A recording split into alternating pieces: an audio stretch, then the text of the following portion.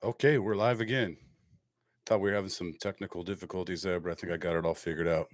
There was a few people in here at one point. Hopefully they'll come back.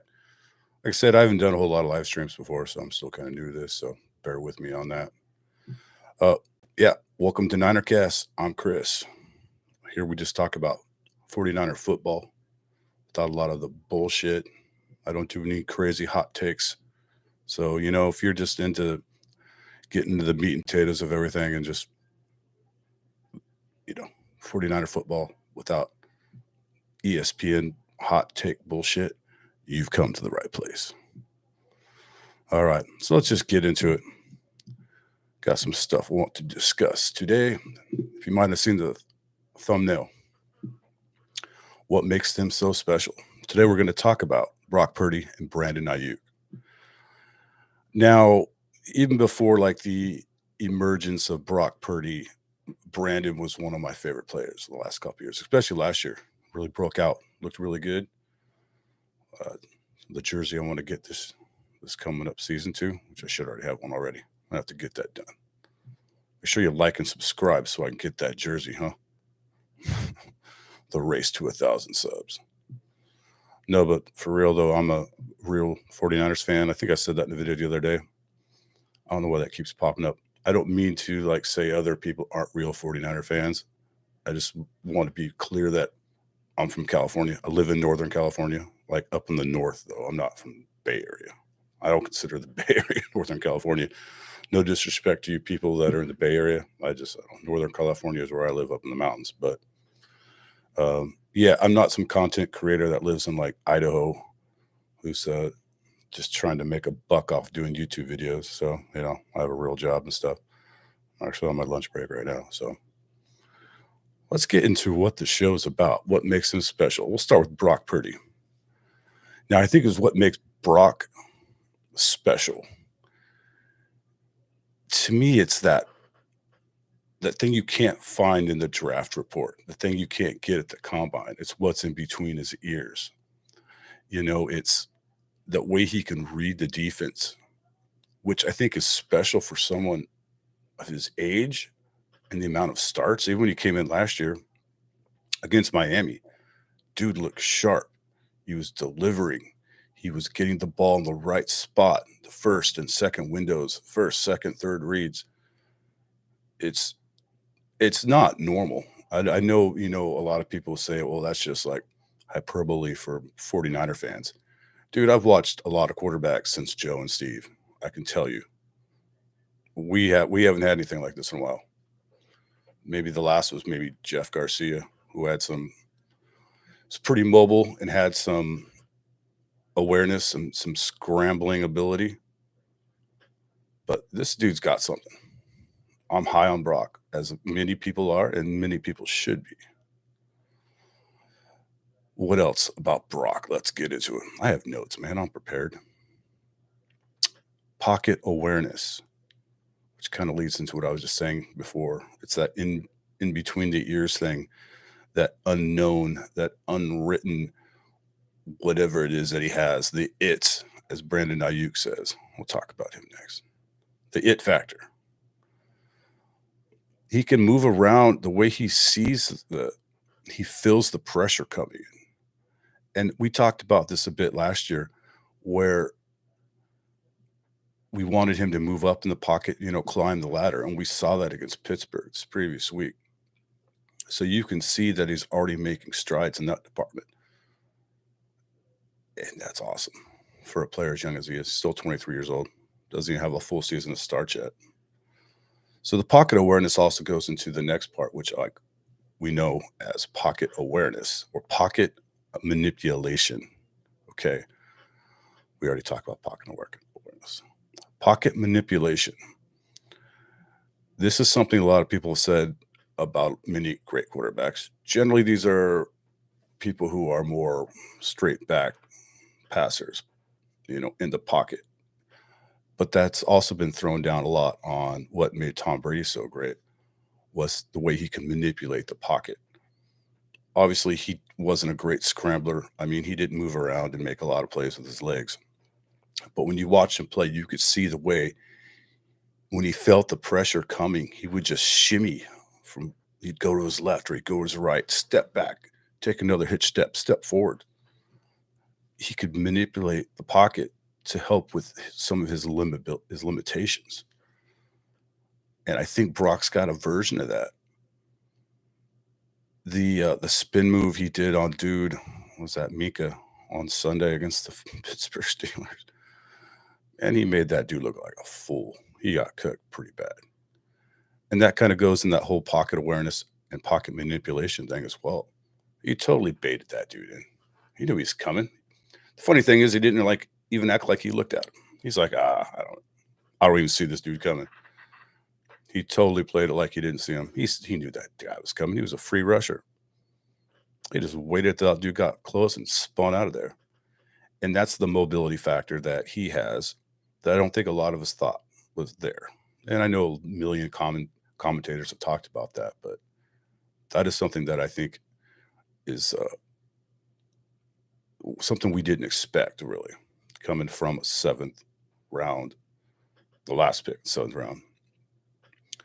So, I mean, I didn't watch any college tape on him. I'd heard of him, I think, like in passing, but it wasn't anything like I didn't watch any college tape on him before the draft or anything like that. I don't know if a lot of people did. I know some people claim they have, and I'm not calling you a liar, but I don't think anybody knew this guy was going to be this good. So good for us. Brock Purdy. Next step, huh? The way he does these accurate passes. Like we had to deal with Jimmy for the last 5 years, and Jimmy could be on point sometimes, but most of the time this guy was all over the place. Behind, too high, too low, out in front too far, picks getting tipped up in the air. Brock throws a really catchable pass with accuracy and timing and anticipation. He throws the wide receiver open, man. He's already in the process. He's in his throwing motion before the receivers are breaking. I mean, this is something we've wanted for a long time. This is something I don't know if you guys, this 49er quarterback stuff goes way back before Jimmy and Brock and Trey. I mean, this was 49ers web zone in the late 2010s. And then we were talking about when is Alex Smith going to throw these people open? When is he going to start throwing passes before the receiver breaks? And this is stuff we argued about on the internet way before any of this stuff was going on. We used to argue on the internet on 49ers web zone before there was even YouTube, man. Yeah, it's true. It's been going on for a long. It's been going on for a while. 49er fans are very passionate about their quarterbacks, rightfully so. They had two of the greatest that ever played.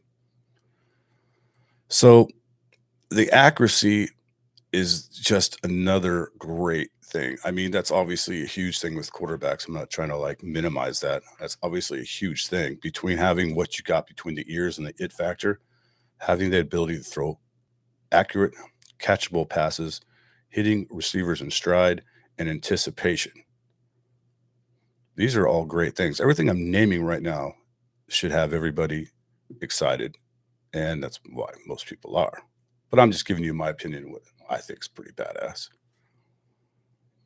I also have written down here is escapability. I think I could put that back there with pocket manipulation, but the pocket manipulation is basically more like a standard drop back passer. This escapability goes into kind of what I was saying about that spin move you pulled off the other day. That was badass. And the way he can step up in the pocket and gives the defense the threat of run because he can and he has. That play where he ran up and got the first down and he did the whole, he gave the first down signal. That was so fucking cool. So cool. I think I need to put that as like my screensaver on my computer. Next up, it's the last one I got for him, but it's not by far the least important. Leadership.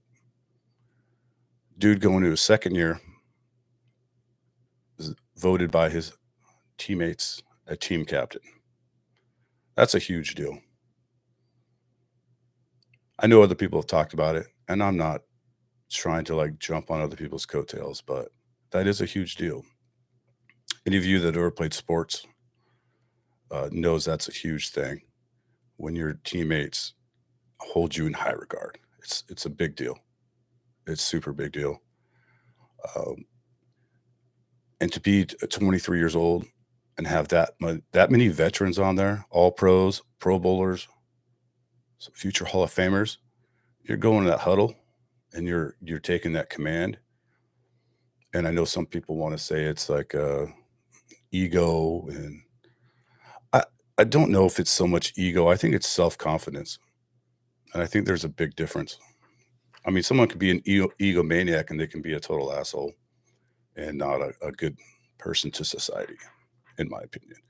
Someone who's got high self esteem and good confidence, I don't think there's anything egotistical about that or like male toxic behavior. I just think someone who's comfortable in his own skin, knows what he's good at, knows he's going to do, and he's got the confidence in his ability that he can do it. Technically, that should have been number one, but just in the style of making things tense, leadership. It's the last one, but should be the first one. Now we're going to move on to the other player in today's episode, NinerCast Live. What makes them great? What makes them special? Brandon Aiyuk. hmm It's funny because I feel like I knew this was going to happen, and it did.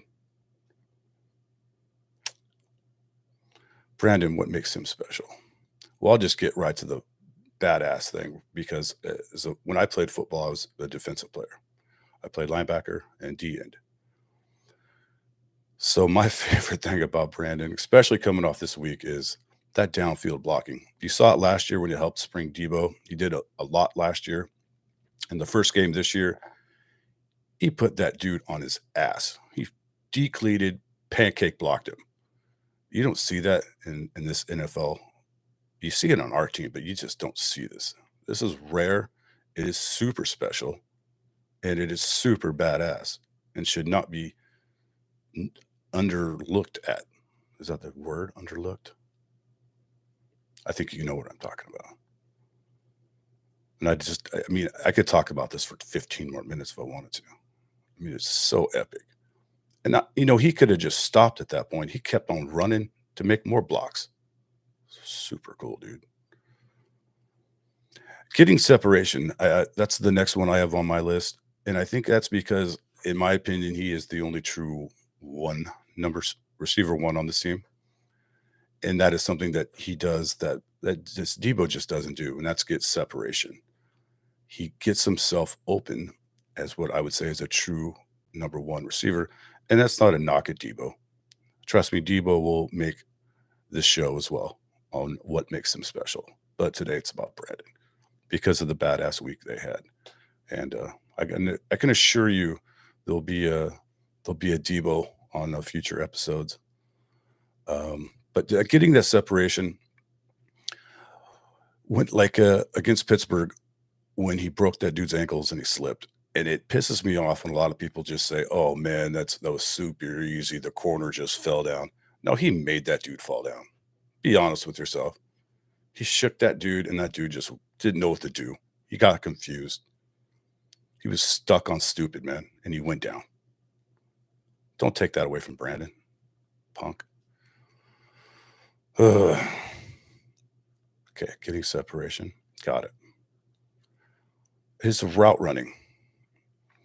Now that's kind of you could say that might be the same thing as getting separation. You could both those together if you want to. But he's by far the best route runner on this team we've had in a long time. A long, long, long, long, long, long, long, long time. People used to say Crabtree was pretty crisp in his routes. Yeah, I wasn't the biggest fan of him. I don't think he had much speed.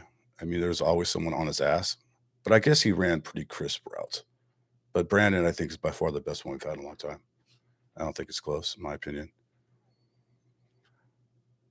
And he's got this burst after the catch. Now, I know he's not going to break all the tackles. He's not as physical as Debo, but when he's got a little space, he's got some quick acceleration. He gets moving. He gets up moving. He's got some burst. And I think we're gonna see more of that this year. Like, I think he's gonna break some of those. He's gonna get out there.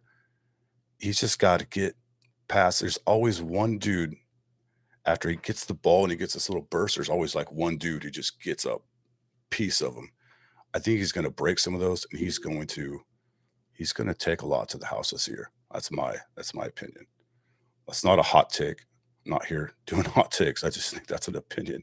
It's not even that bold. It's, I think, very, very possible and doable easily. Now, kind of like the end of the Brock Purdy one, I got this as the last one for BA of what makes him special today, but it should not. It is certainly not the least important. This also could be number one. Another thing that makes BA so special is his health. This dude does not get hurt. He does not miss games. He does not miss practices. The offseason he had this year, I don't know why anybody would be surprised that he had this game that he just had. This guy's a baller. He shows up, he plays tough. This is like an old school throwback football player, much like Fred Warner, who he challenges in camp. That's badass. And I love it. And there's going to be a Brandon Aiyuk jersey on this wall shortly. Hell yeah. All right, that's pretty much it for this show. I'm only doing these quick little lives just for these what makes them special series. I'm going to try to do this every week. And if there's anything you guys like to hear or a player you'd like to recommend after a game, hit me up, comment section, chat, whatever. And while you're here, please hit that like button and subscribe. Please. Trying to get to 1,000 subs. And if you don't subscribe, you're a Rams fan. Later, guys. See you soon.